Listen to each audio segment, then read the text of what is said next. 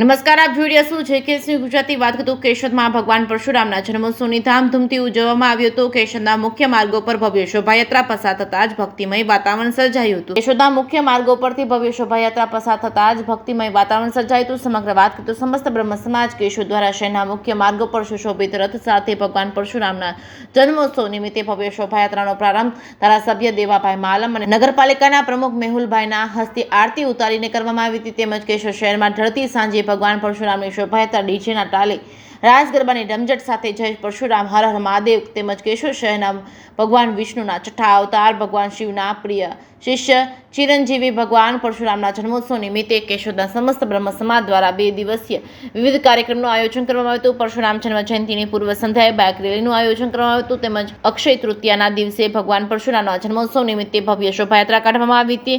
શોભાયાત્રાના રૂટમાં સામાજિક ધાર્મિક સંસ્થાઓ ઉપરાંત વિવિધ મંડળો દ્વારા ભગવાન પરશુરામની આરતી અને ઠંડા પીણા શરબત નાસ્તાની વ્યવસ્થા કરવામાં આવી હતી. શોભાયાત્રામાં જોડાયેલા સૌ ભાવિ ભક્તોને આપવામાં આવ્યું હતું અને કેશોદ શહેર તાલુકાના ભૂદેવો ઉપરાંત અન્ય જ્ઞાતિ સમાજના આગેવાનો નગર શ્રેષ્ઠીઓ જોડાયા હતા.